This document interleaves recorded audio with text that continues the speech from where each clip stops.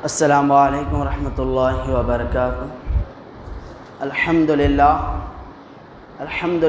رب العالمین والصلاة والسلام علی سید الانبیاء وآلہ واصحابہ اجمعین، اما بعد، ان اللہ وملائکتہ یصلون علی النبی یا ایہا الذین آمنوا صلوا علیہ وسلموا تسلیما، اللہم صل علی سیدنا مولانا محمد وعلی آلہ وصحبہ وبارک وسلم۔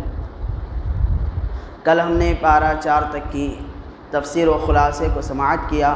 آج پارہ 5 سے آغاز ہوتا ہے۔ کل جو بات ہماری اختتام ہوئی تھی ان چیزوں پر کہ اللہ تبارک و تعالیٰ نے ان محرمات کا ذکر کیا تھا جن سے نکاح کرنا ہمارے لیے حرام ہے۔ اب بات اسی سے آگے چل رہی ہے، ساتھ ہی ساتھ بتایا جا رہا ہے کہ اور بھی دیگر ایسے خواتین ہیں جن سے نکاح کرنا ہمارے لیے اسلام میں حرام قرار دیا گیا ہے، جن میں ہیں 4 تک کی شادیوں کی اجازت ہے، 5ویں بیوی کو نکاح میں لانا یہ بھی حرام ہے۔ اسی کے ساتھ ساتھ مشرکہ خاتون یعنی وہ عورت جو کہ شرک اور کفر کی حالت میں ہو، اس سے بھی اسی حالت میں نکاح کرنا ہمارے لیے حرام ہے۔ اسی کے ساتھ ساتھ بتایا جا رہا ہے کہ دوبارہ جس عورت کو ہم نے طلاق دیا، طلاق دینے کے بعد وہ ہم سے الگ ہو گئی، پھر اس سے اس وقت تک نکاح کرنا حرام ہوگا جب تک کہ وہ حلالہ کے ذریعے یعنی کسی اور سے نکاح کرے، پھر وہ اس کو طلاق دے، اس کے بعد ہم سے وہ نکاح کرے تو جائز ہوگا۔ لیکن جس کو ہم نے طلاق دے دیا دوبارہ پلٹ کر اسی سے نکاح کرنا یہ بھی حرام ہوگا۔ اسی طرح جو عورت طلاق شدہ ہوگی یا اپنے عدت کے ایام گزار رہی ہوگی، جیسے آپ جانتے ہیں کہ عدت کے ایام ہوتے ہیں 4 مہینہ 10 دن، کہ کوئی عورت اپنے عدت کے مہینے گزار رہے ہیں اور ہم اس سے نکاح کرنا چاہتے ہیں عدت کے مہینوں میں، تو یہ بھی ہمارے لیے حرام ہے۔ تو اس طریقے سے اللہ تبارک و تعالیٰ نے دیگر خواتین کا بھی 5ویں پارے کے سٹارٹنگ سے اس کا اعلان اور اس کا ذکر کیا۔ اس کے بعد نکاح کا مقصد کیا ہونا چاہیے؟ عورت سے نکاح کا مقصد جو ہونا چاہیے وہ خواہشات نفس نہیں بلکہ اولاد کا حصول اور نسل کی بقا، اور اپنے آپ کو نفس حرام یعنی زنا کے طرف نہ لے جائیں بلکہ حلال طریقے سے ہم اپنی خواہشات کو عورت کے ذریعے سے اس کا اختتام کریں، اس کا مقصد ہونا چاہیے، نہ کہ ہم اپنے آپ کو خواہشات ہیں اور اپنے نفسانی خواہشات کو مٹانے کے لیے نکاح کریں۔ ایسا نکاح کرنا بالکل ہی غیر اخلاقی ہوگا، کیونکہ اللہ کے نبی صلی اللہ علیہ وسلم نے ارشاد فرمایا کہ جس نے نکاح کیا اس نے اپنے آدھے ایمان کو مکمل کر لیا، اس کا ایمان آدھا مکمل ہو جاتا ہے جو نکاح کے پاکیزہ فریضے کو انجام دیتا ہے۔ پھر نکاح کے ساتھ ساتھ بتایا گیا کہ نکاح میں مہر کو بھی مقدم رکھا کرو، اور مہر کے ذریعے سے تم اپنی ازواج مطہرات کے ساتھ یعنی اپنے نکاح کے پاکیزہ بندھن کو باندھا کرو۔ مہر اسلام نے اس کی ایک حد بنائی ہے، مہر کو ادا کرنے کے ساتھ ہی نکاح کرنا چاہیے۔ یاد رکھیں شوہر کے اوپر مہر دینا یہ ضروری و لازم ہے، ورنہ اس کی پکڑ اللہ تبارک و تعالیٰ کے پاس بڑی سخت ہوگی۔ اس لیے جب بھی نکاح ہو تو اس میں کوشش یہ کرنی چاہیے کہ مہر نقد دیا جائے۔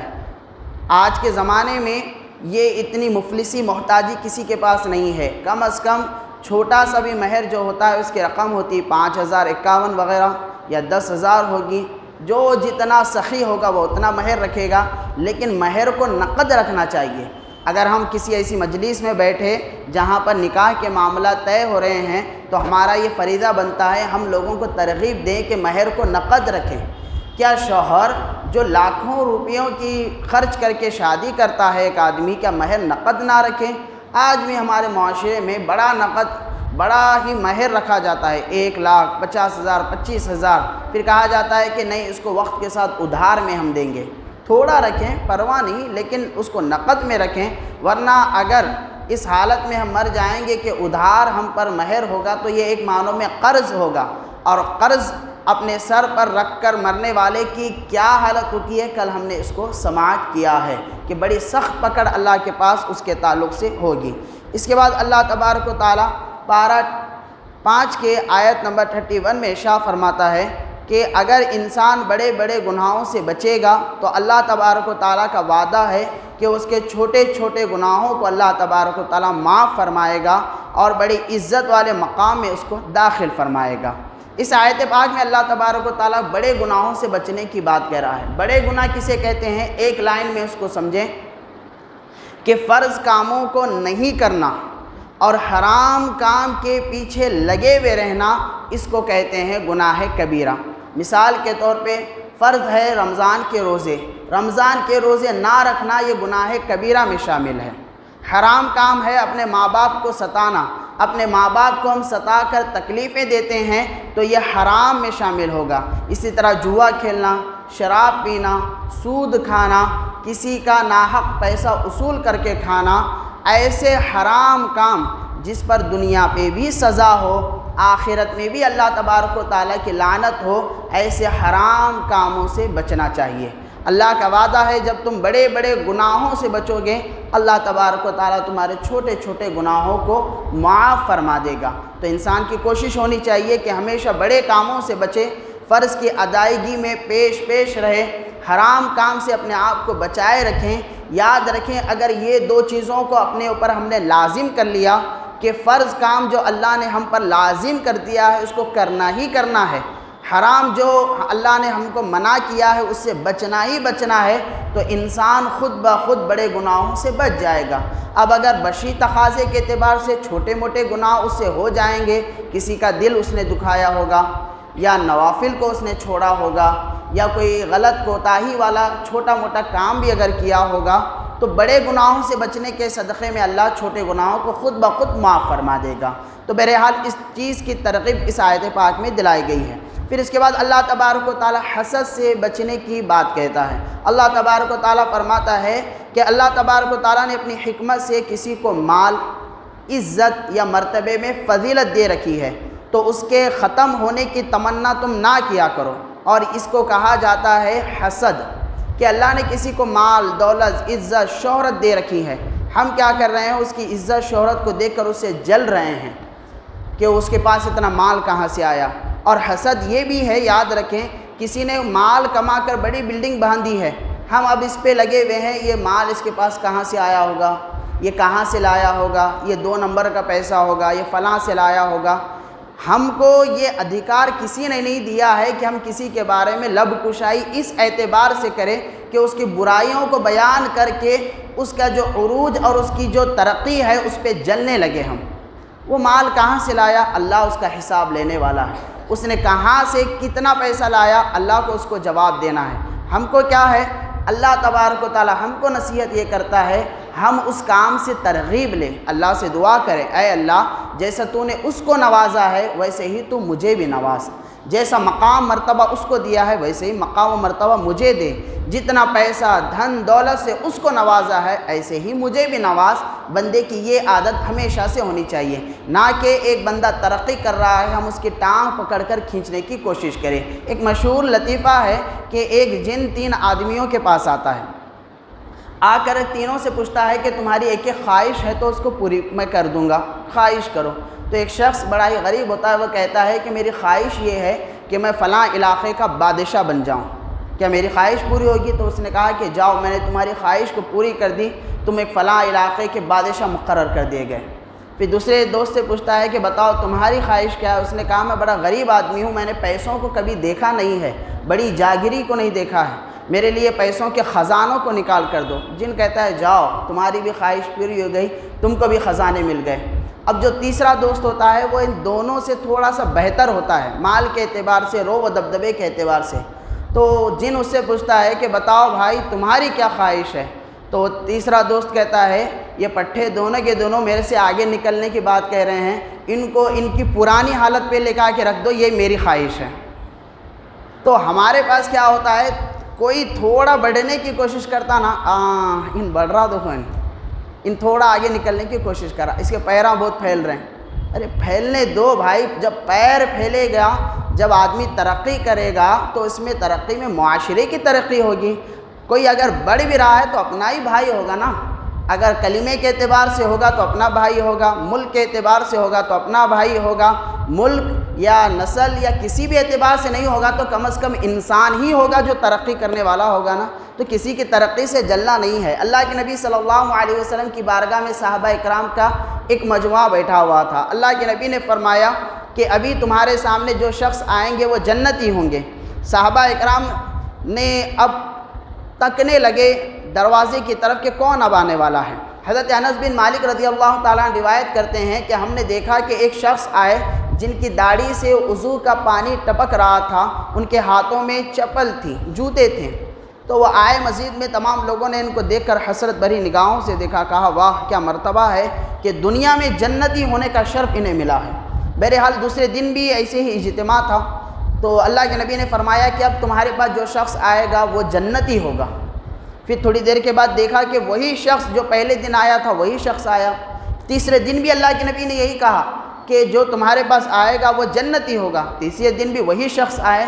تو اب صحابی رسول حضرت عبداللہ ابن عمر رضی اللہ تعالی عنہ، اب ان کے دل میں یہ خواہش پیدا ہوتی ہے کہ آخر اس آدمی کے اندر کمال کیا ہے کہ اللہ کے نبی نے 3 دن تک مسلسل اس کو جنتی کہا ہے۔ واقعی اس کے اندر کوئی ایسا خاص وظیفہ اس کے پاس ہوگا، مجھے اس کو معلوم کرنا چاہیے۔ تو جو ہی وہ شخص گھر چلے جاتا ہے یہ ان کے پیچھے گھر چلے جاتے ہیں اور کہتے ہیں کہ میرے والد محترم سے میری تھوڑی سی انبن ہو گئی ہے اور میں نے گھر نہیں جانے کی قسم کھائی ہے، کیا میں 3 دن تک آپ کے پاس رہ سکتا ہوں؟ وہ بڑے مخلص اور صاف دل کے تھے، انہوں نے کہا بالکل آپ میرے گھر میں رہ سکتے ہیں۔ اب ان کی خواہش کیا تھی؟ ان کے گھر میں رہ کر میں وہ خاص عمل کو دیکھوں جس کی وجہ سے اللہ کے نبی نے ان کو جنتی کہا ہے۔ تو وہ فرماتے ہیں صحابی رسول 3 دن 3 رات ان کے گھر میں وہ رہے۔ فرماتے ہیں کہ دین میں معمول ان کا بڑا ہی نرالا تھا لیکن سادہ انداز والا تھا، اٹھتے کاروبار کر لیتے، پھر اپنا گھر کا کام کاج کر لیتے، نماز پڑھتے، دین ایسے ہی گزر جاتا۔ تو انہوں نے سوچا شاید رات میں اٹھ کر کوئی خاص عبادت کرتے ہوں گے۔ فرماتے ہیں کہ رات جاگ کر میں نے دیکھا کیا یہ خاص عبادت کرتے ہیں، تو میں نے دیکھا کہ رات میں یہ کوئی خاص عبادت نہیں، بس رات میں جب بھی ان کی تھوڑی سی نیند اٹھنے لگتی یعنی کروٹیں جب یہ بدلتے تو بس اللہ اکبر کا ذکر کرتے، نہ تہجد نہ کوئی خاص وظیفہ۔ فجر کا وقت ہوتا تو نماز پڑھنے کے لیے جاتے ہیں۔ 3 دن 3 رات تک ان کے عمل کو دیکھا، بالکل سادہ ہے، ایک نارمل آدمی، ایک کامن آدمی، نماز پڑھنا، اپنے گھر کے کام کاج کر لینا، جو کچھ کاروبار ہے وہ کر لینا، ایک سادی زندگی گزارنے لگے۔ تو انہیں تعجب ہونے لگا ایک سادہ مزاج اور سادے عمل والے آدمی کو اللہ کے نبی نے جنتی کیوں کہا؟ جب 3 دن گزر گئے تو ان سے کہا کہ آج میں آپ کے پاس سے جانا چاہتا ہوں لیکن یہ حقیقت بتا دوں کہ میرے والد کے ساتھ میری کوئی لڑائی نہیں ہوئی ہے، اللہ کے نبی نے آپ کو جنتی کہا ہے، آخر جنتی کس وجہ سے ہوئے آپ وہ دیکھنا میں چاہ رہا تھا، لیکن آپ کے عمل میں زندگی بھر کے یا پھر 3 دن 3 رات میں نے کوئی خاص چیز نہیں دیکھی جس کی وجہ سے آپ جنتی ہونے لگیں۔ تو بہرحال مجھے تھوڑا سا اس چیز کو لے کر تشویش تھا، تو میں یہاں سے چلے جا رہا ہوں۔ تو جاتے جاتے انہوں نے بلا کے پوچھا کہ بھائی کیا کوئی خاص عمل بھی اللہ کے نبی نے ذکر کیا؟ بولا کہ نہیں کوئی خاص عمل نہیں، وہی تو میں تم سے پوچھنا چاہتا ہوں، کیا آپ کا کوئی خاص عمل ایسا ہے تو مجھے بھی بتا دیں تاکہ میں بھی اس پہ عمل کروں۔ تو جو خاص عمل تھا انہوں نے کہا کہ کوئی خاص عمل تو میں نہیں کرتا ہوں، ہاں ایک بات ہے شاید اس میں کچھ بھلائی ہو۔ فرمایا کہ وہ یہ کہ جب بھی میں رات میں سونے کے لیے جاتا ہوں، سونے سے پہلے اپنے دل پر تھوڑا غور و فکر کرتا ہوں، کیا اس دل میں کسی کے لیے حسد و جلن تو نہیں ہے؟ جب میں اپنے دل کو کسی کے لیے حسد اور جلن سے پاک محسوس کرتا ہوں تو مجھے سکون کی نیند آ جاتی ہے۔ بس یہی میرا عمل ہے کہ اس دل میں کسی کے لیے حسد نہیں ہے، جلن نہیں ہے، کینہ نہیں ہے، کپٹ نہیں ہے، کھوٹ نہیں ہے، میں کسی کو برا نہیں جانتا ہوں، میرا دل ہر ایک کے لیے پاک و صاف ہے اور وسیع القلب میں اپنے دل کو رکھتا ہوں، کشادہ دل میں اپنے آپ کو دیکھتا ہوں، بس یہی میرا عمل ہے۔ تو صحابی رسول نے فرمایا یقین جانیے اسی صاف دل کے وجہ سے اللہ کے نبی نے آپ کو دنیا میں جنتی ہونے کی بشارت دے رکھی ہے۔ تو حسد جلن کیا ہوتا ہے؟ اللہ کے نبی فرماتے ہیں جس طریقے سے سوکھی لکڑیوں کو آگ جلا کر ختم کر دیتی ہے، اسی طرح حسد جلن انسان کی نیکیوں کو ختم کر دیتے ہیں۔ رمضان میں اللہ نے بڑے بڑے آفر رکھے ہیں ہمارے لیے، نفل نماز پر بھی فرض کا ثواب، فرض کا 70 گنا ثواب، مسجد میں بیٹھنے کا ثواب، روزے دار کا صبح سے لے کر شام تک افطار کرنے تک اللہ کی عبادت میں ہونے کا ثواب، اتنی ساری نیکیاں اللہ تبارک و تعالیٰ نے مختلف مواقع پر دے رکھی ہے اور مختلف راتیں دے رکھی ہیں۔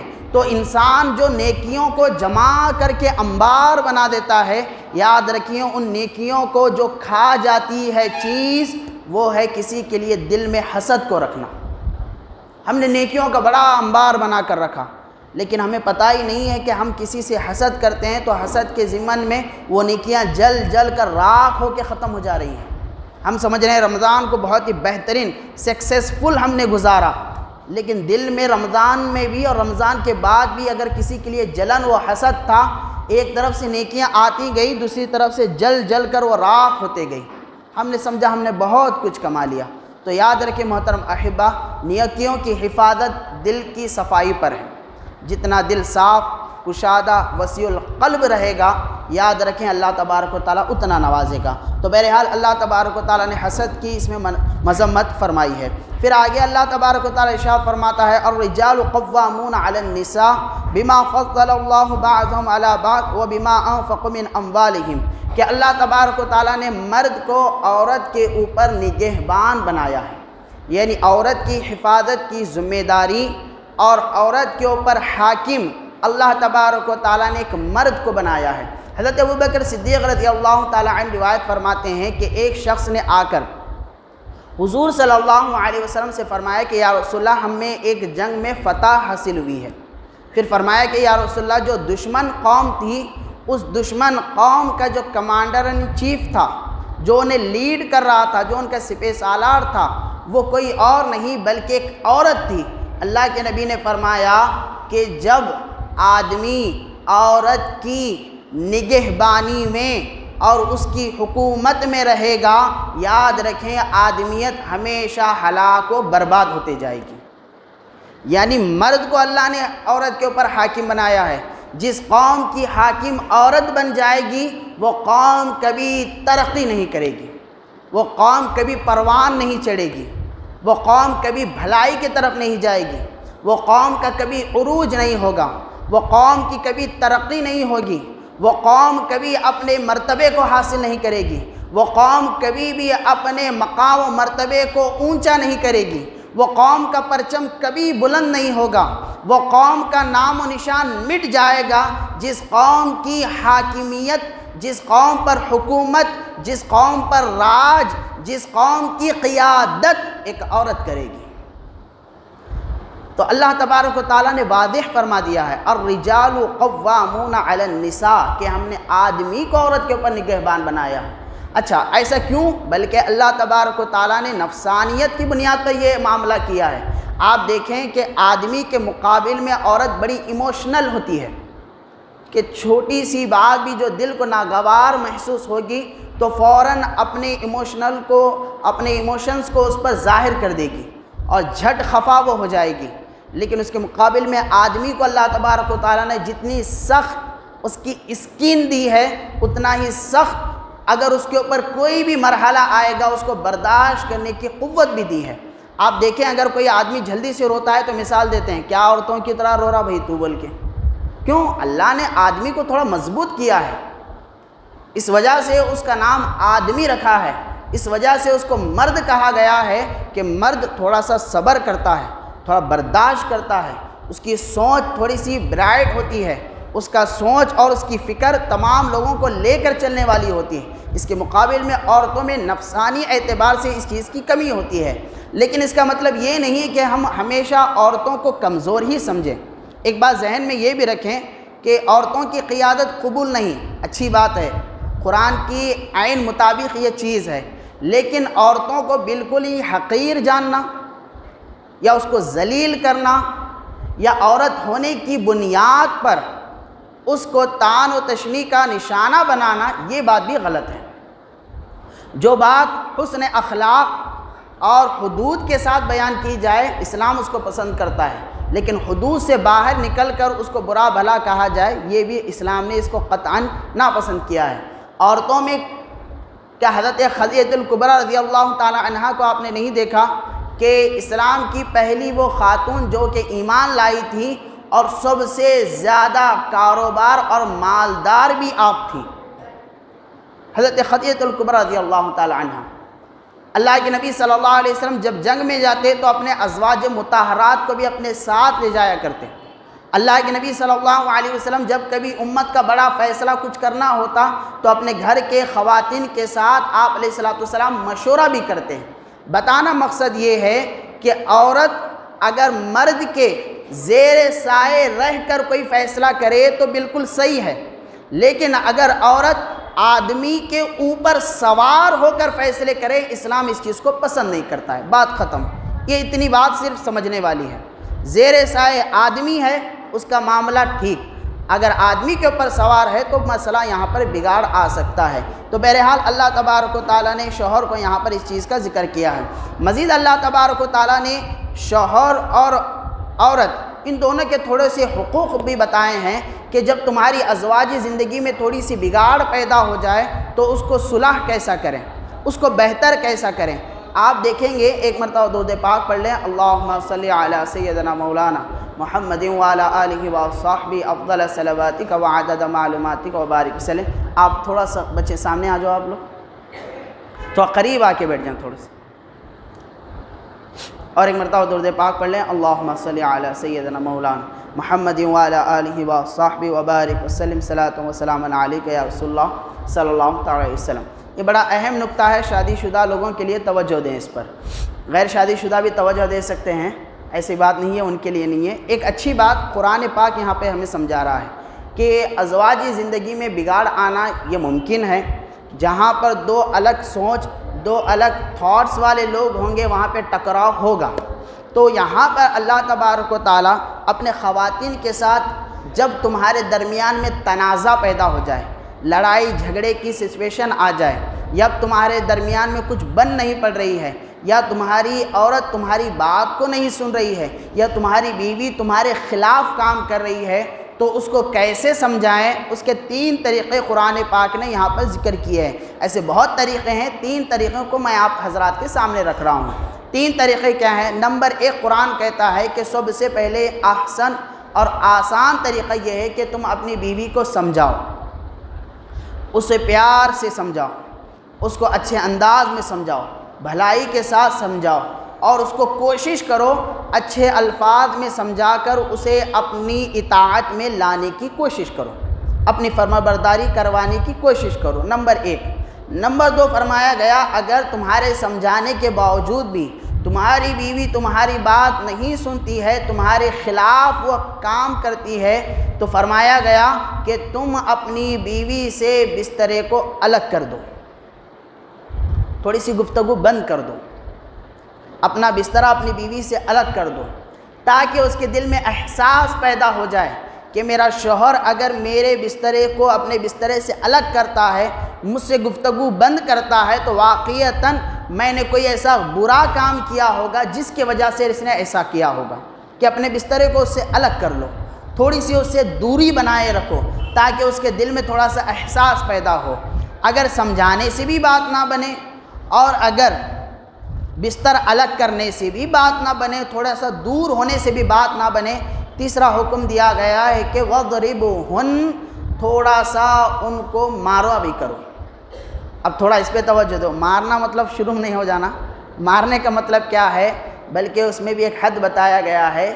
مارنے سے مراد ایسا کہ جسم کے نازک حصہ اور چہرے کو چھوڑ کر دوسرے مقام پر، آپ نے مسواک دیکھا ہوگا، علماء اکرام بیان فرماتے ہیں کہ مسواک کی لکڑی یا پھر اپنے ہاتھ سے ہلکا ان کو اس اعتبار سے مارو، جیسے کہتے ہیں کہ جوتا نکال کر موزوں سے مارنا کہ دل پر ان کے بات بیٹھ جائے، ایسا مارنا چاہیے۔ یہ جس کو ہمارے پاس حیدرآبادی انداز میں کہتے ہیں کہ چھینٹے مارنا، یعنی ایسا مارنا کہ دل پہ بات بیٹھ جانا، یعنی ان کو اس چیز کا، غلطی کا احساس دلانے کے لیے وَضْرِبُوهُنَّ، تھوڑا سے انہیں مارا بھی کرو۔ جیسے مسواک کی لکڑی ہے، مسواک کی لکڑی سے مارنے سے مار لگتا ہے، ہاں، تو اس اعتبار سے تھوڑا سا ڈانٹ ڈپٹ کیا کرو۔ بولنے کا مقصد یہ ہے، مارنے کا مطلب یہ نہیں لے بشیر دے بشیر دینا شروع کر دی، جبکہ بیوی کے اوپر ہاتھ اٹھانا یا اس کو مارنا یہ اسلام میں حرام ہے۔ ایک بات ذہن میں رکھیں، اور ایک نامرد کی علامت یہ ہے کہ وہ اپنی بیوی کے اوپر ہاتھ اٹھایا کرتا ہے۔ ایک کمزور انسان جو اب اندر سے ڈرپوک ہوتا ہے، ڈرپوک آدمی کی یہ علامت ہوتی ہے کہ دوسروں کے سامنے خاموش ہوتا ہے، بیوی کے سامنے اپنی آواز کو بلند کر کے اس کو مارنے کی کوشش کرتا ہے۔ جس کی کہیں بھی نہیں چلتی ہے اس کی بیوی کے سامنے ہی چلتی ہے، ایسا بول سکتے ہیں، چلتی تو کہیں بھی نہیں۔ تو بہرحال مارنے کا مطلب یہ ہے کہ اس کو احساس دلانے کے لیے ڈانٹ ڈپٹ کرنا، ورنہ مارنا پیٹنا جوتوں سے پیروں سے، یہ یاد رکھیں جہالت ہے، اور اس طریقے سے مارنے والا حرام کام کر رہا ہے، اور دنیا میں کبھی اچھا انسان وہ ہو نہیں سکتا ہے۔ تو 3 طریقے، پہلے اس کو سمجھاؤ، سمجھنے سے بھی اگر بات نہ بنے تو پھر تھوڑا سا بستر اس سے الگ کر لو، اگر اس سے بھی بات نہ بنے تو وَضْرِبُوهُنَّ، تھوڑا ایسا ڈانٹ ڈپٹ کرو، تھوڑا ایسا مارو کہ اس کو اس غلطی کا احساس ہو جائے۔ 3 طریقوں سے بھی بات اگر نہ بنے تو اسلام نے کہا کہ اپنے بڑوں کو اس میں انوالو کر لو، کہ شوہر ہے اس کے گھر کے بڑے آ جائیں، عورت ہے اس کے گھر کے بڑے آ جائیں، اور بیچ میں حکم بن کر اس مسئلے کو سلجھانے کی کوشش کرو۔ اللہ کے نبی صلی اللہ علیہ وسلم کی ازواج مطہرات، ایک مرتبہ کیا ہوتا ہے، 11 ازواج مطہرات حضور صلی اللہ علیہ وسلم کی تھیں، تو تمام لوگوں نے آپس میں مل کے ایک مشورہ کیا کہ اب اسلام پھیل چکا ہے اور مال غنیمت بھی حضور کے پاس بہت آ رہا ہے، لیکن آپ علیہ السلام اپنے لیے کچھ بچا کے نہیں رکھتے ہیں، غریبوں میں، مسکینوں میں، محتاجوں میں بانٹ دیتے ہیں، اپنے پاس کچھ اپنے لیے نہیں رکھتے ہیں۔ تو ازواج مطہرات نے حضور سے اس اعتبار سے شکایت کی کہ یا رسول اللہ صلی اللہ علیہ وسلم، ہمارے گھر خرچ کے لیے ہم کو پیسے زیادہ ہونا، وہ آپ جتنا بھی گھر خرچ کے لیے دے رہے ہیں وہ بس نہیں ہو رہا ہے، تھوڑا اور خرچہ بڑھا دو۔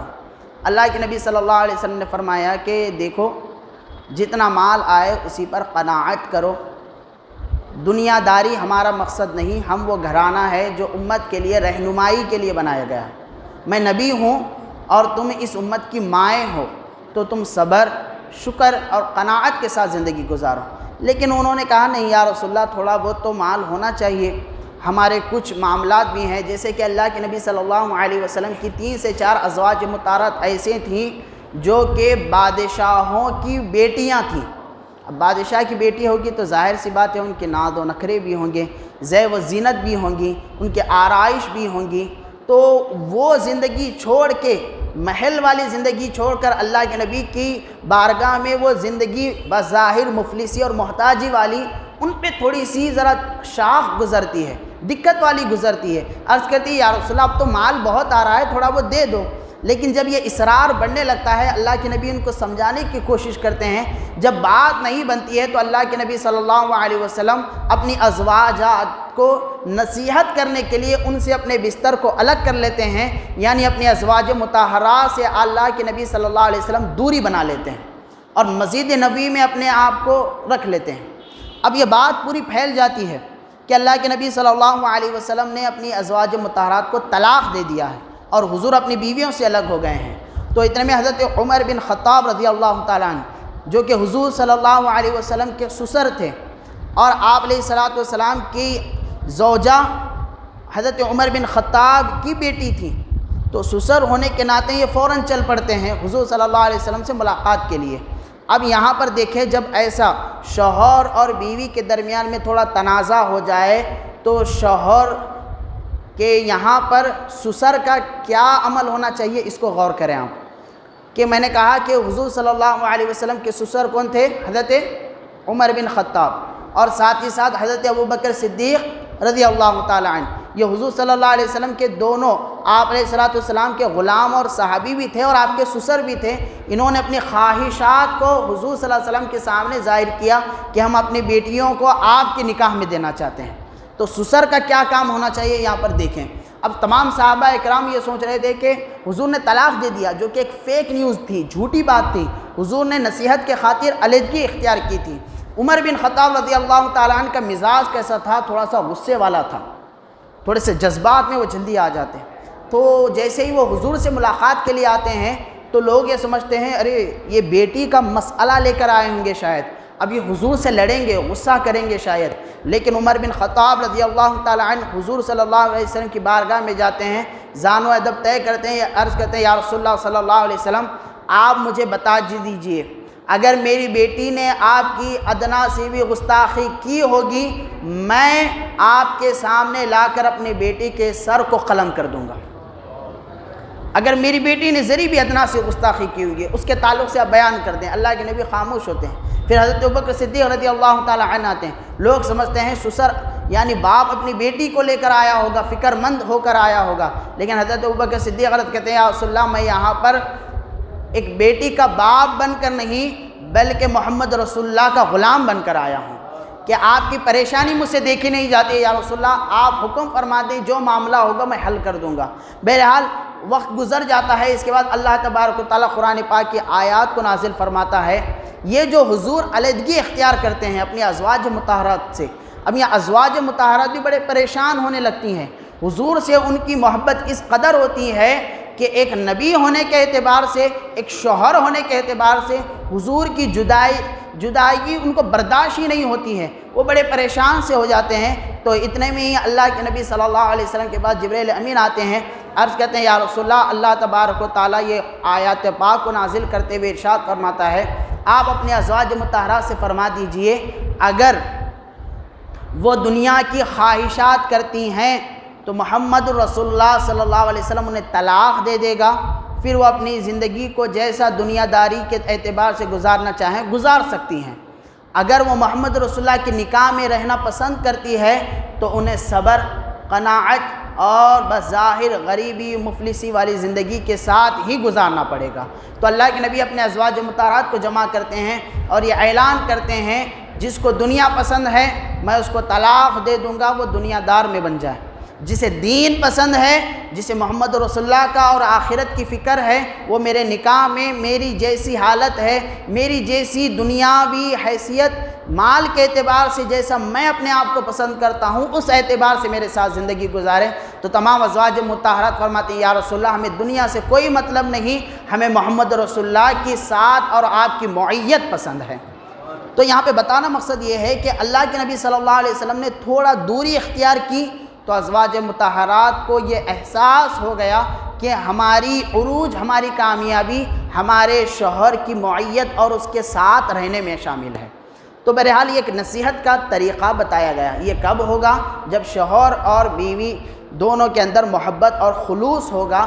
تو نصیحت کے 3 طریقے، پہلے سمجھا کر دیکھیں، سمجھانے سے بات نہ بنے تو دوری اختیار کریں، دوری اختیار کرنے سے نہ بنے تو تھوڑا سا ڈانٹ ڈپٹ کا راستہ اختیار کریں، اللہ چاہے گا تو مسائل حل ہو جائیں گے۔ لیکن طلاق کے طرف جانا، یہ یاد رکھیں طلاق ایک بہت ہی بری لعنت ہے۔ حلال چیزوں میں اللہ تبارک و تعالیٰ کو سب سے بری جو چیز نظر آتی ہے اور جو سب سے بری چیز ہے وہ ہے طلاق۔ تو بہرحال اس کی طرف توجہ دینے کی ہمارے لیے ضروری ہے۔ اس کے بعد اللہ تبارک و تعالیٰ نے تیمم کے مسائل کو ذکر کیا ہے اور تیمم کا طریقہ بتایا ہے۔ تیمم کیا ہے؟ آپ جانتے ہیں کہ اگر کسی مقام پر پانی نہ ہو، پانی کی قلت نہیں بلکہ پانی ہی ٹوٹلی نہ ہو، اور دور دراز سفر کرنے کے باوجود بھی اگر پانی نہ ملے تو اس صورت میں تیمم کا حکم ہے۔ تیمم یعنی ایک پاک مٹی، جیسے یہ دیوار ہے، دیوار کے اوپر اپنے دونوں ہاتھ ماریں، چہرے کو مل لیں، کونیوں کو مل لیں، مسح کر لیں، بس اس سے تیمم ہو جائے گا۔ تو تیمم کے مسائل اور اس کے متعلق سے یہاں پر اس آیت پاک میں، اس سورہ میں، اس پارے میں ذکر کیا گیا ہے۔ اس کے بعد ایک واقعے کی طرف اللہ کے نبی صلی اللہ علیہ وسلم کے ساتھ جو ہوا تھا اس کے طرف یہاں پر یاد دہانی کرائی گئی ہے، اور اللہ کے نبی صلی اللہ علیہ وسلم کی عظمت اور آپ کی شان کو بیان کیا گیا ہے کہ ایک منافق اور مسلمان میں اختلاف ہوتا ہے ایک زمین کے ٹکڑے کے تعلق سے۔ تو وہ فیصلہ لینے کے لیے حضور صلی اللہ علیہ وسلم کے پاس جاتے ہیں۔ حضور صلی اللہ علیہ وسلم ایک یہودی کے حق میں جو ہے نا وہ فیصلہ کر دیتے ہیں، یعنی ایک منافق ہوتا ہے، دوسرا یہودی ہوتا ہے۔ تو منافق جو کہ بظاہر مسلمان کا لبادہ اور کلمہ پڑھنے والا تھا، وہ سمجھتا ہے کہ حضور مسلمان ہونے کے ناطے میرے حق میں فیصلہ کریں گے، لیکن اللہ کے نبی دونوں کے باتوں کو سنتے ہیں، فیصلہ یہودی کے حق میں کرتے ہیں۔ یہودی کہتا ہے کہ میں اس فیصلے سے خوش نہیں ہوں۔ حضرت عمر فاروق رضی اللہ تعالیٰ عنہ کے پاس وہ جاتا ہے، تو جو ہی حضرت عمر فاروق رضی اللہ تعالیٰ عنہ کے پاس جاتا ہے تو جانے کے بعد کہتا ہے کہ دیکھیں ہمارے بیچ میں زمین کو لے کر تنازع ہے، آپ اس کا مسئلے کا حل کریں۔ یہودی کہتا ہے کہ ہم آپ کے پاس آنے سے پہلے آپ کے آقا محمد رسول اللہ صلی اللہ علیہ وسلم کے پاس بھی گئے تھے، انہوں نے میرے حق میں فیصلہ سنا دیا تھا، لیکن یہ آپ کے پاس فیصلہ کرنے کے لیے آیا ہے۔ تو اسی وقت فوراً حضرت عمر فاروق رضی اللہ تعالی عنہ اندر جاتے ہیں، تلوار لے کر آتے ہیں، اس منافق کے سر کو اس کے تن سے جدا کرتے ہیں اور فرماتے ہیں کہ جو شخص محمد رسول اللہ کا فیصلہ نہ مانے، عمر کا فیصلہ یہی ہے کہ اس کی جان اس کے تن سے نکال لی جائے۔ تو حضور پاک صلی اللہ علیہ وسلم کی اطاعت اور آپ علیہ السلام کی فرما برداری کی یہاں پر بات کی گئی ہے کہ میں یطیع الرسول فقط اطاع اللہ، کہ جس نے رسول پاک صلی اللہ علیہ وسلم کی اطاعت کی در حقیقت میں اس نے اللہ کی اطاعت کی۔ ہمارے نزدیک حضور پاک صلی اللہ علیہ وسلم کے حکم اور فیصلے سے بڑھ کر کوئی فیصلہ نہیں ہونا چاہیے۔ ایک ایمان والا، ایک مسلمان، ایک نبی کے امتی کی ہمیشہ سے یہ نیت اور یہی ایمان کا دار و مدار ہے کہ حضور کی بات اور حضور کے عمل پہ ہم اپنے آپ کو قربان کر دیں، تبھی جا کر ایمان کی لذت ہمیں حاصل ہو جائے گی۔ پھر اس کے بعد اللہ تبارک و تعالیٰ نے حضور پاک صلی اللہ علیہ وسلم کے تعلق سے فرمایا کہ وَلَوْ أَنَّهُمْ إِذْ ظَلَمُوا أَنفُسَهُمْ جَاءُوكَ فَاسْتَغْفِرُوا اللَّهَ وَاسْتَغْفَرَ لَهُمُ الرَّسُولُ لَوَجَدُوا اللَّهَ تَوَّابًا رَحِيمًا، کہ اے لوگوں اگر تم اپنی جانوں پہ ظلم کر بیٹھو تو حضور پاک صلی اللہ علیہ وسلم کے پاس آؤ، اگر نبی پاک صلی اللہ علیہ وسلم تمہارے تعلق سے اللہ تبارک و تعالیٰ سے مغفرت کی دعائیں کریں تو حضور کے وسیلے میں اللہ تبارک و تعالیٰ تمہارے گناہوں کو معاف فرمائے گا اور اللہ توبہ کو قبول کرنے والا ہے۔ اس آیت پاک میں اللہ تبارک و تعالیٰ نے حضور پاک صلی اللہ علیہ وسلم کے وسیلے اور حضور پاک صلی اللہ علیہ وسلم کے صدقے توفیل میں اپنے دعاؤں کو اللہ کی بارگاہ میں رکھنے کی بات کی ہے۔ یہ ایک اعتقادی معاملہ ہے کہ یاد رکھیں، وسیلہ کہتے ہیں کسی چیز کے سہارے سے اللہ تبارک و تعالیٰ کا تقرب حاصل کرنا، کسی چیز کے سہارے سے بلندی پر پہنچنا۔ علماء اکرام بیان فرماتے ہیں کہ انسان اپنے نیک اعمال کا بھی وسیلہ لے سکتا ہے۔ مثال کے طور پہ ہم نے 2 رکعت نماز پڑھی، اللہ سے دعا کی اللہ میں نے 2 رکعت نماز پڑھی ہے، اس کے صدقے میں تو میرا ایک فلاں کام بنا دے یا مجھے کامیابی دے دے، یہ بھی دعا جائز ہے، ایسے بھی وسیلہ مانگ سکتے ہیں۔ لیکن وہیں پر علماء اکرام فرماتے ہیں کہ جو عمل ہم نے کیا ہے اس کے تعلق سے ہمیں علم نہیں ہے کہ یہ قبول ہوا بھی نہ ہوا۔ کوئی کہہ سکتا ہے گارنٹی یا وارنٹی کے ساتھ ظہر کی نماز ہم نے پڑھی قبول ہوئی، بول کے ہاں پازیٹیو سوچ یہ رکھ سکتے ہیں، گمان ہے اللہ سے قبول کرے، لیکن گارنٹی یا وارنٹی نہیں دے سکتے۔ تو ایسے عمل کا وسیلہ لینا جس کے قبول ہونے یا نہ ہونے کی ہم کو خود امید نہیں ہے، اس سے کہیں زیادہ بہتر ہے کہ نبی پاک صلی اللہ علیہ وسلم کا وسیلہ لے کر دعا مانگے جن کے مقبول ہونے کی پوری دنیا میں گواہی دی جا چکی ہے۔ اس میں کوئی شک و شبہ ہی نہیں ہے کہ نبی پاک صلی اللہ علیہ وسلم سے بڑھ کر کوئی محبوب شخصیت اللہ کے نزدیک اس دنیا میں پیدا ہی نہیں کی گئی ہے۔ آپ علیہ السلام کی ذات ہی سب سے بڑا مقام اللہ کے طرف رکھتی ہے۔ تو نبی پاک صلی اللہ علیہ وسلم کا وسیلہ لے کر دعا مانگے تو اللہ تبارک و تعالی ہمارے بگڑے ہوئے معاملات کو بنا دے گا۔ یہ صحابہ اکرام کا بھی عمل تھا، جب کبھی پریشانی لاحق ہوتی حضور پاک صلی اللہ علیہ وسلم کی بارگاہ میں حاضر ہوتے اور اپنے لیے دعائیں مانگتے، وسیلے سے دعائیں مانگتے، اللہ تبارک و تعالی ان کے دعاؤں کو قبول فرماتا تھا۔ تو بہرحال اس انداز میں ہمارے 5ویں پارے کا خلاصے کا اختتام ہوتا ہے۔ 6 پارے کا آغاز ہوتا ہے جس میں اللہ تبارک و تعالی فرماتا ہے کہ تم لوگوں کی برائیوں کو، ان کے عیبوں کو، ان کے نقص کو لوگوں کے سامنے بیان نہ کرو۔ یاد رکھیں محترم سامعین، بعض لوگ ایسے مزاج کے لوگ ہوتے ہیں جب کوئی غلط کام کرتے ہیں تو بڑی شیخی کے ساتھ کہتے ہیں میں وہ ہوں جو کہ فلاں کو مارا ہوں، اگر میں برا بنانا میں کس کی بھی نہیں سنتا۔ یعنی آدمی بڑاپن دکھاتا ہے اپنے آپ کو برا بتا کر، میں وہ ہوں کہ فلاں کو مرڈر کر کے آیا سوں، میں وہ ہوں فلاں کو میں مار کے آیا ہوں، یعنی غلط کام کو فخر کے ساتھ بتاتا ہے۔ یاد رکھیں کہ جب آدمی کوئی غلط کام کرتا ہے یا برا کام کرتا ہے، اللہ تبارک و تعالیٰ اس کام پہ پہلے پردہ ڈال دیتا ہے۔ کسی کو گالی دیا، اللہ پردہ ڈال دیتا ہے، نمازوں کو چھوڑا اللہ پردہ ڈال دیتا ہے، جب کوئی قتل کیا اللہ پردہ ڈال دیتا ہے، جب ماں باپ کو ستایا اللہ پردہ ڈال دیتا ہے۔ یہ پردہ اس وقت تک ڈالتا ہے اللہ تبارک و تعالیٰ جب تک کہ بندہ اپنی زبان سے لوگوں کے سامنے اپنے گناہ کو بیان نہ کرے۔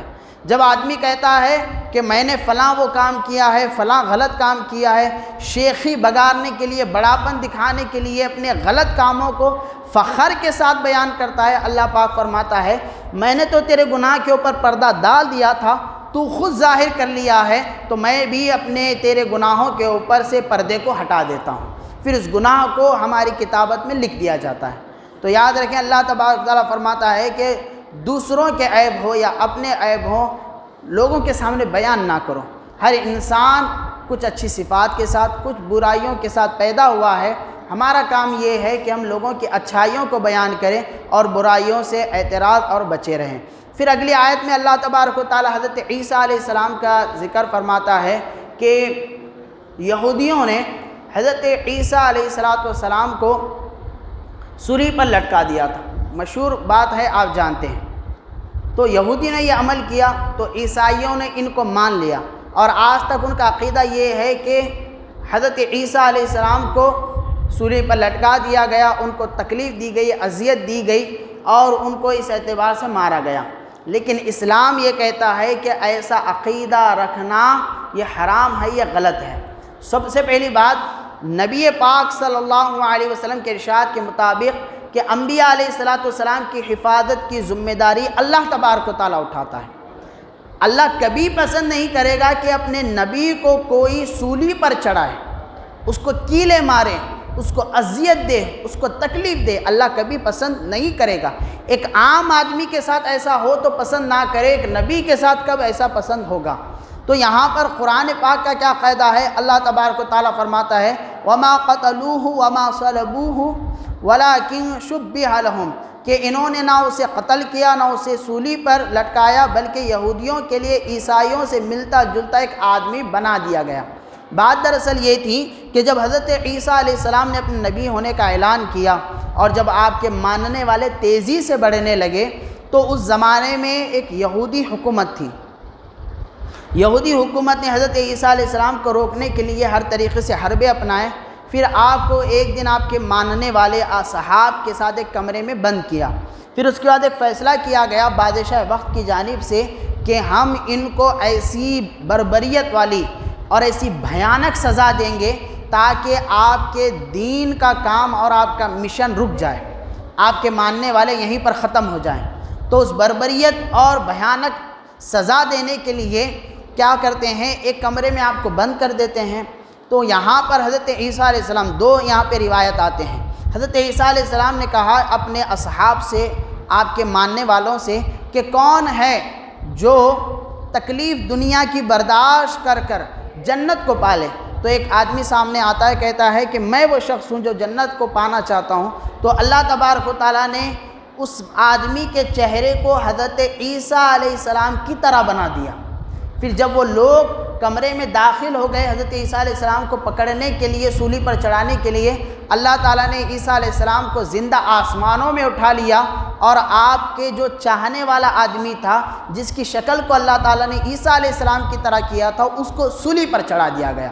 ایک بات یہ آتی ہے۔ دوسری بات یہ آتی ہے کہ روایت میں آتا ہے کہ جس شخص نے حضرت عیسیٰ علیہ السلام کے چھپے رہنے کا راز بتایا تھا اور جس نے آپ کی چغلی کی تھی کہ فلاں مقام پر عیسیٰ علیہ السلام اپنے ماننے والوں کے ساتھ بیٹھے ہیں، جب وہ کمرے میں داخل ہوتا ہے عیسیٰ علیہ السلام کو پکڑنے کے لیے تو اللہ تبارک و تعالیٰ حضرت عیسیٰ علیہ السلام کو اوپر اٹھا لیتا ہے آسمانوں میں، اور جو آپ کی چغلی کیا تھا، جو آپ کے چھپے رہنے کا راز بتایا تھا، جو کہ فراموش تھا آپ کے احسانات کا، اس شخص پر اللہ تبارک و تعالیٰ حضرت عیسیٰ علیہ السلام کے چہرے کو ڈال دیتا ہے، یعنی اس کا چہرہ پورا عیسیٰ علیہ السلام کی طرح ہوتا ہے۔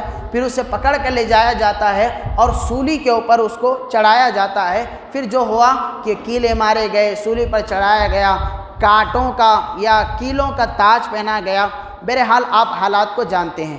لیکن بتانا مقصد یہ ہے کہ اللہ تبارک و تعالیٰ نے زندہ آسمانوں میں عیسیٰ علیہ السلام کو اٹھا لیا۔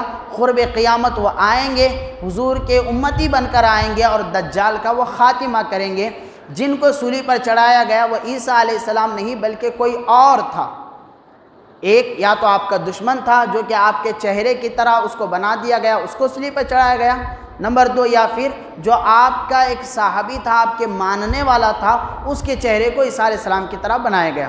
اب یہاں پر جو پوائنٹ میں آپ کے سامنے لانا چاہتا ہوں وہ یہ کہ عیسیٰ علیہ السلام کو مارنے والے کون تھے؟ عیسیٰ علیہ السلام کو ماننے والے کون تھے؟ یہودی۔ آپ کو معلوم ہونا چاہیے، تھوڑی ہسٹری اگر آپ پڑھیں گے، یہودی اور عیسائیوں کا میلاپ دوستانہ، اس اعتبار سے سمجھے اسرائیل و امریکہ، کیونکہ امریکہ ایک عیسائی کنٹری ہے اور اسرائیل ایک یہودی ہے۔ آج یہ دونوں کا دوستانہ جگ ظاہر تمام لوگوں کے سامنے ہے۔ آج سے 200 سال پہلے ہی ان دونوں کا میلاپ اتنا ہوا ہے، ورنہ اس سے پہلے کی ہسٹری دیکھیں گے یہ دونوں قوم وہ ہیں یہودی و عیسائی، کیونکہ عیسائیوں کا الزام یہودیوں پہ ہمیشہ ایسا ہوتا کہ تم نے عیسیٰ علیہ السلام کو مارا، ہمارے نبی کو مارا، تو یہ جنگ کیا کرتے تھے یہودیوں کے ساتھ۔ یہودیوں ان کے ساتھ جنگ کرتے تھے کہ تمہارے نبی نے ہمارے مذہب کو روکنے اور ہمارے خلاف باتیں کی تھی، اس وجہ سے جنگ ہوتی تھی۔ تو زمانہ دراز تک یہودی اور عیسائی جنگ کیا کرتے تھے، زمانہ دراز تک بڑے بڑے وار ان کے درمیان ہوئے ہیں، لیکن پچھلے 150-200 سال پہلے انہوں نے آپس میں اتحاد کیا، آپس میں محبتیں پیدا کی۔ لیکن یاد رکھیں، جب اتنی بڑی یہ قوم، ایک کے نبی کو مارا گیا بقول ان کے، دوسرے نے ان کے نبی کو مارنے کی سزا میں، تیسرے نے ان کے آپس میں جنگ ہونے کے باوجود یہ آج متحد ہیں۔ کس کے خلاف؟ کس کے خلاف؟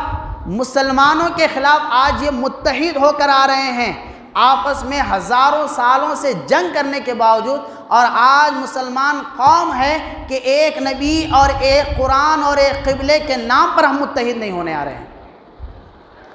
ارے یہودیوں نے ان کے نبی کو مارا بقول ان کے مزاج کے نبی کو مارا۔ اگر ہمارے نبی کے کوئی ادنا سی گستاخی کرے ہم برداشت کریں گے؟ تو گستاخی کرنے والے کو ہم برداشت نہیں کریں گے۔ انہوں نے ان کے نبی کو قتل کیا، ہزاروں سالوں تک ان کے درمیان میں جنگ رہی، اس کے باوجود اگر آج مسلمانوں کے خاتمے کے لیے یہ دونوں قوم آپس میں ایک ہو رہی ہے، لیکن دنیا بھر میں 57 سے زیادہ اسلامی مملکت ہیں اور کتنے سارے دنیا میں پھیلے ہوئے مسلمان ہیں، لیکن ایک کلمے کی بنیاد پہ آج ہم متحد ہونے کو تیار نہیں ہیں، خود اپنے مسائل کے حل کے لیے تیار نہیں ہے۔ دشمن ایک ہو کر ہمیں مٹانا چاہتا ہے، ہم ایک ہو کر خود اپنی دفاع نہیں کرنا چاہتے، تو یہ ہمارے لیے افسوس کا مقام ہے۔ یاد رکھیں محترم سامعین، ظلم کرنا جتنی بری بات ہے، ظلم سہنا بھی اتنی ہی بری بات ہے۔ ہم جتنا ظلم سہتے جائیں گے، 4% سے نکالے گئے ہیں، اللہ نہ کرے کہ ایک دن ایسا آ جائے کہ اس ہندوستان سے بھی نکلنا پڑ جائے۔ جتنا ظلم سہیں گے ظالم اتنا چڑھ کر بیٹھے گا۔ تو یاد رکھیں محترم سامعین، بیداری لانا ہے، اپنے آپسی اختلافات کو دور رکھ کر متحد ہونا ہے۔ جب ہماری دشمن قوم آپس میں متحد ہو کر ہم کو مارنے کے لیے تیار ہیں، کیا کم از کم ہم اپنے دفاع یا اپنی حفاظت کے لیے اپنے مسلکی، مذہبی اور ذاتی مفادات کو پیچھے رکھ کر کیا کلمہ توحید کی بنیاد پر ایک نہ بنیں گے؟ تو یہ ہمارے لیے لمحہ فکر ہے، اس پہ ہمیں سوچنے کی ضرورت ہے۔ بہرحال آگے بڑھتے ہیں۔ حضرت عیسیٰ علیہ السلام کا ذکر کرنے کے بعد اللہ تبارک و تعالیٰ مختلف انبیاء علیہ السلام کا یہاں پر تذکرہ کر رہا ہے، ان کے حالات کو اللہ تبارک و تعالیٰ یہاں پر ذکر فرما رہا ہے۔ اس کے بعد سورۃ المائدہ کا ذکر آتا ہے۔ سورۃ المائدہ، مائدۃن کہتے ہیں دسترخوان کو، کہ اس سورے کے آیت نمبر 112 تا 115 میں جو کہ منا و سلوہ، جس کو آگے ہم سنیں گے، اس دسترخوان کا، جنتی دسترخوان کا ذکر ہے۔ اس وجہ سے اس سورے کا نام سورۃ المائدہ یعنی دسترخوان والا سورہ رکھا گیا ہے۔ بہرحال اس سورت کے ایک آیت کے بارے میں آتا ہے کہ حضرت عمر فاروق رضی اللہ تعالیٰ عنہ سے ایک شخص نے کہا کہ اے عمر، یہودی تھا وہ شخص، کہ تمہارے قرآن میں ایک ایسی آیت ہے، اگر وہ آیت ہمیں مل جاتی تو ہم اس دن عید مناتے ہیں۔ عمر فاروق نے فرمایا کہ وہ کون سی آیت ہے؟ فرمایا کہ الیوم اکملت لکم دینکم، کہ وہ آیت کہ جس دن اللہ تبارک و تعالیٰ نے آپ کے لیے آپ کے دین کو مکمل کر لیا۔ تو حضرت عمر فاروق نے فرمایا کہ وہ آیت بھی ہمیں یاد ہے، وہ دن بھی جمعہ کا یاد ہے، اور وہ یوم عرفہ کا بھی ہمیں خیال ہے، ہم خود تم سے زیادہ اس دین کو منایا کرتے ہیں۔ یعنی اس سورہ میں وہ آیت ہے جس میں ہمارے دین کو مکمل کیا گیا ہے، اس اعتبار سے اس سورہ کی بڑی ہی فضیلت ہے۔ تو بہرحال اس کے بعد اللہ تبارک و تعالیٰ آگے ارشاد فرماتا ہے، حضرت موسیٰ علیہ السلام کی قوم کا ذکر کرتا ہے کہ موسیٰ علیہ السلام کی قوم وہ تھی کہ جو اپنے حق کے لیے لڑا نہیں کرتی تھی، اپنی بقا کے لیے نہیں لڑا کرتی تھی۔ کہ ایک مرتبہ موسیٰ علیہ السلام نے کہا کہ جس قوم نے ہم کو ہمارے شہر سے نکالا ہے، جس نے ہمیں ذلیل و خوار کیا ہے، چلو ان سے جنگ کرنے چلتے ہیں، لڑنے کے لیے چلتے ہیں۔ تو یہ ڈرپوک اتنی قوم تھی کہ جس نے حضرت موسیٰ علیہ السلام سے کہا کہ اے موسیٰ، آپ اور آپ کا خدا جا کر لڑیں، جب جیت جائیں تو ہمیں آ کر کہیں، ہم بھی اس شہر میں داخل ہو جائیں گے۔ یعنی بدبخت اور بزدل قوم کا اللہ تبارک و تعالیٰ یہاں پر ذکر کرتا ہے۔ پھر اس کے بعد دنیا کا سب سے پہلا قتل جو ہوا تھا اس کا ذکر یہاں پر ہوتا ہے کہ آپ کو معلوم ہونا چاہیے کہ دنیا کا سب سے پہلا قتل جس کی وجہ سے ہوا تھا وہ تھی ایک عورت، کہ حضرت آدم علیہ السلام کو اللہ تبارک و تعالیٰ کے کرم سے دن میں ایک لڑکا اور لڑکی پیدا ہوتے ہیں، پھر رات میں ایک لڑکا اور لڑکی پیدا ہوتے ہیں۔ جب یہ بڑے ہو جاتے ہیں، جوان ہو جاتے ہیں، تو دن میں جو لڑکا لڑکی پیدا ہوتے ہیں، وہ رات میں لڑکا لڑکی جو پیدا ہوئے ہیں ان سے ان کا نکاح ہوتا تھا۔ تو ایک تھا شخص قابل اور ایک تھا حابل۔ تو قابل کے ساتھ جو لڑکی پیدا ہوئی تھی وہ بڑی ہی خوبصورتی کے اعتبار سے اس مزاج میں نہیں تھی کہ جو حابل جو دوسری اولاد تھی حضرت آدم علیہ السلام کی، حابل کے ساتھ جو لڑکی پیدا ہوئی تھی وہ بڑی خوبصورت تھی، بڑی حسین و جمیل تھی۔ تو قابل نے تھوڑا اس کو سمجھے، ہاں تھوڑا ذہن تھوڑا رکھیں، اس میں بات سمجھ میں آئے گی آسان، کہ دن میں جو پیدا ہوئی تھی قابل کے ساتھ وہ اتنی حسین نہیں تھی، اس کے مقابل میں جو حابل کے ساتھ لڑکی جو پیدا ہوئی تھی بڑی حسین و جمیل تھی۔ تو حابل نے یہ خواہش ظاہر کی میرے ساتھ جو لڑکی پیدا ہوئی ہے میں اسی کے ساتھ نکاح کروں گا۔ تو حضرت آدم علیہ السلام نے کہا کہ یہ جائز نہیں ہے، کہ جو لڑکی تمہارے ساتھ پیدا ہوئی ہے یہ تمہاری بہن ہوگی اور اس سے نکاح تمہارے لیے جائز نہیں ہے، بلکہ تم اس کے مقابل میں جو دن میں پیدا ہوئی ہے لڑکی اس کے ساتھ تمہیں نکاح کرنا پڑے گا۔ تو وہ کہتا ہے کہ نہیں، قابل کے ساتھ جو لڑکی پیدا ہوئی میں اس کے ساتھ نکاح نہیں کروں گا۔ بہرحال آگے بحث بہت زیادہ بڑھ جاتی ہے، تو حابل یہ کہتا ہے میں ایسا کروں گا کہ میں قابل کا کام ہی تمام کر دوں گا، اس کو مار ہی دوں گا، اگر وہ مر جائے گا تو میرے ساتھ جو لڑکی پیدا ہوئی ہے میں اس کے ساتھ آسانی سے نکاح کر لوں گا۔ لیکن حضرت آدم علیہ السلام بارہا اسے سمجھاتے ہیں لیکن وہ سمجھ میں اسے بات نہیں آتی ہے۔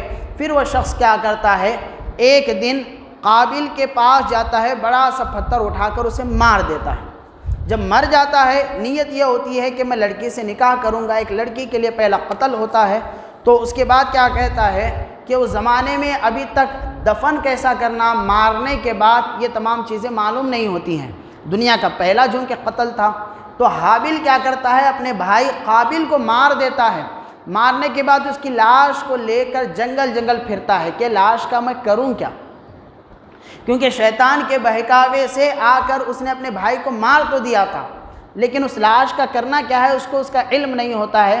تو بہرحال وہ در در پھرنے لگتا ہے، جب تھکا ہارا جنگل میں بیٹھ جاتا ہے تو ایک کوا وہاں پر آتا ہے۔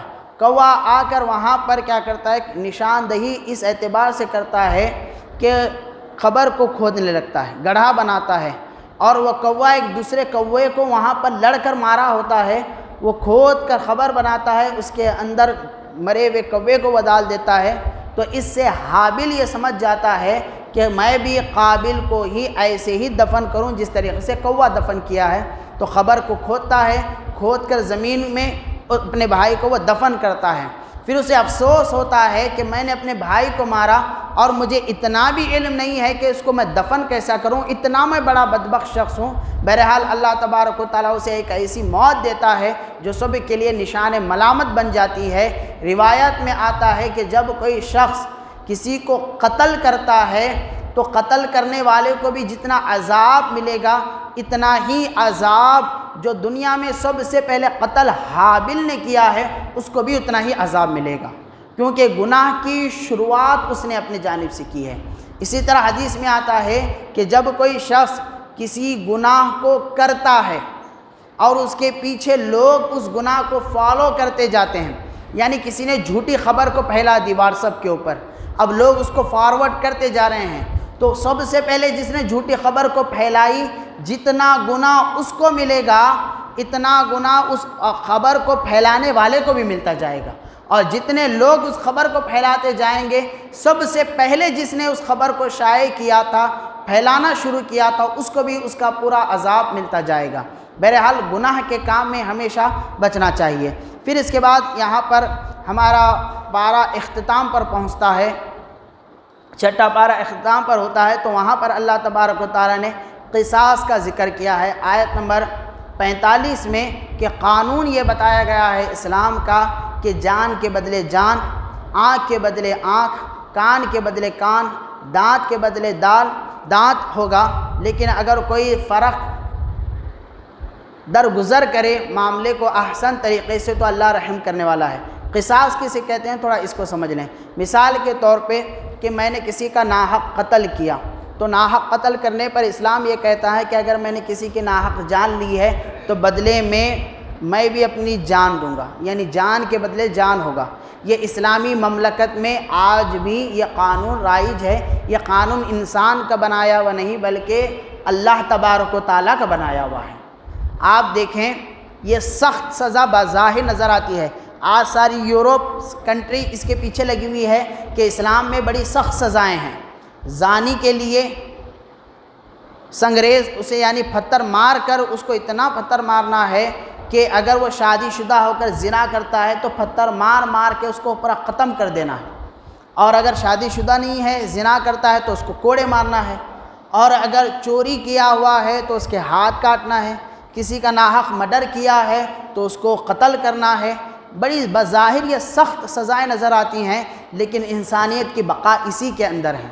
ہمارے پاس چوروں کو اور قاتلوں کو، مجرموں کو، جس کے تعلق سے واضح معلوم ہو چکا ہے کہ یہ بندہ سزا کر چکا ہے، انصاف کے نام پر سال ہر سال اس کو جیلوں میں بٹھا کر بہترین وکیل کا انتظام کرتے ہیں، دنیا کا پیسہ اس پہ خرچ کرتے ہیں، پھر جا کر ہمارے پاس انصاف ہوتا ہے۔ لیکن جب تک جو گناہ ہے وہ بڑھتا ہی بڑھتا جاتا ہے۔